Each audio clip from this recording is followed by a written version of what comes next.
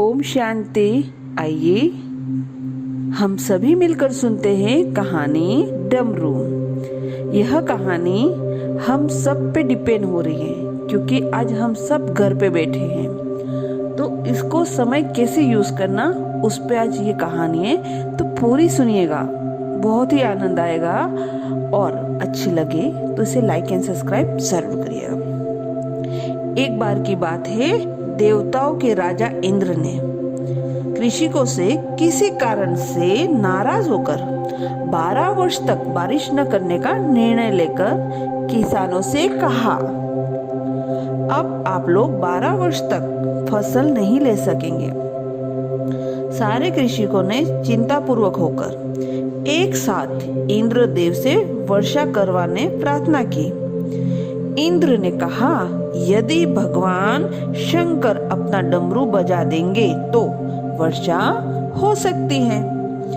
इंद्र ने किसानों को ये उपाय तो बता दिया, लेकिन साथ में गुप्त वार्ता कर भगवान शिव से आग्रह किया कि आप किसानों से सहमत न होना। जब किसान भगवान शंकर के पास पहुंचे तो भगवान ने उन्हें कहा, डमरू तो 12 वर्ष बाद ही बजेगा। किसानों ने निराश होकर 12 वर्षों तक खेती न करने का निर्णय लिया। उसमें से एक किसान था जिसने खेत में अपना काम करना नहीं छोड़ा।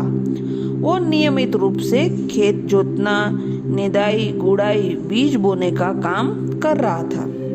ये माजरा देखकर गांव के किसान उसका मजाक उड़ाने लगे।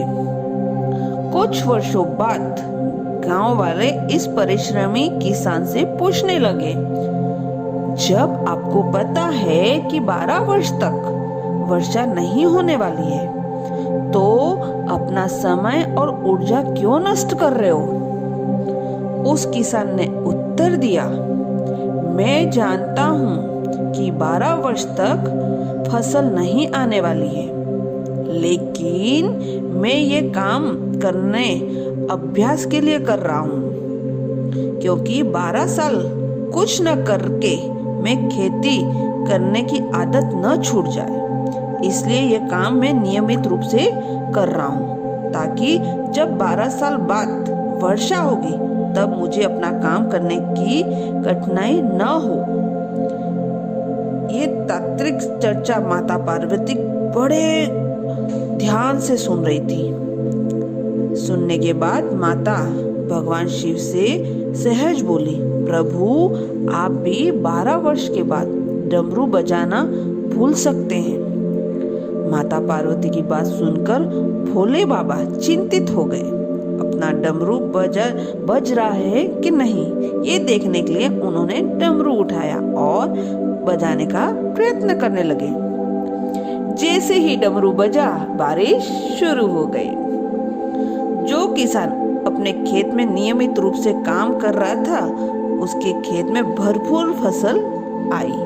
बाकी के किसान पश्चाताप के अलावा कुछ न कर सके। 2 सप्ताह, 2 माह, 2 वर्षों के बाद कभी तो लॉकडाउन खत्म होगा, सामान्य जनजीवन शुरू होगा।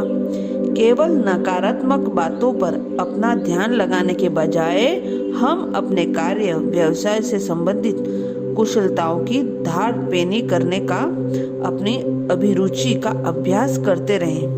डमरू कभी तो बज ही जाएगा। अच्छा, ओम शांति।